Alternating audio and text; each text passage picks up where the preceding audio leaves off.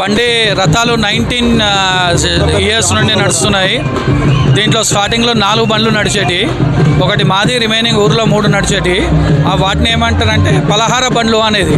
ఎప్పుడైతే 1950 స్టార్ట్ అయిన తర్వాత ఈ రథం బండి అని మా తాతగారులు ఏం చేస్తారంటే రథం బండి స్టార్ట్ చేసేసి ఒకదానికొకటి ఆ 4 బండ్లు ఫస్ట్ వెళ్ళేది.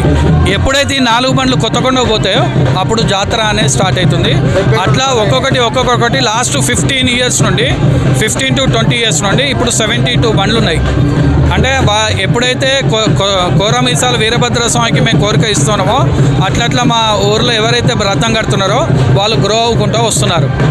Thank you. మాకు ఊహ తెలిసినప్పటి నుంచి మా తాత ముత్తాతల నుంచి ప్రతి సంవత్సరం ఇట్లా కడుతూనే ఉంటాము.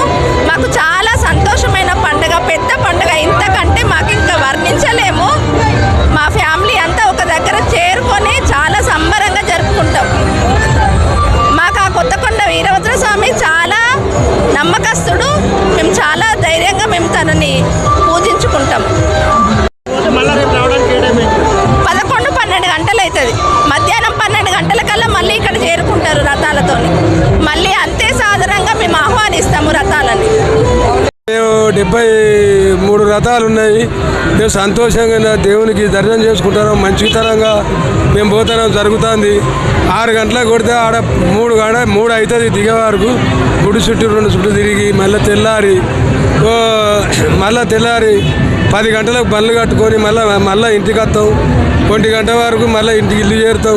సంతోషమైన పోతున్నాం. మైకులు, పైపులు ఇవన్నీ వేసుకొని మేము మంచిగా మాకు జరగబోతుంది. మేము మంచిగా చేస్తున్నాం. 20 ఏళ్ళ మేము కట్టబట్టి 20 ఏళ్ళ బట్టి 73 రథాలు మేము మంచిగా సంతోషమైన పోతున్నాం. ఊరు యజమాను దొరున్నాడు. 20,000 ఇస్తే మేము ఆయన బండి ముందర పోతాను పెడతాం. మేము అన్న సంతోషం. మేము అందరం ఆదివారాదులం. మేమంతా సంతోషంగా చేసుకుంటున్నాం. గొర్రెలు ఉన్నారు, కాపోళ్ళు ఉన్నారు, గౌలోళ్ళు ఉన్నారు.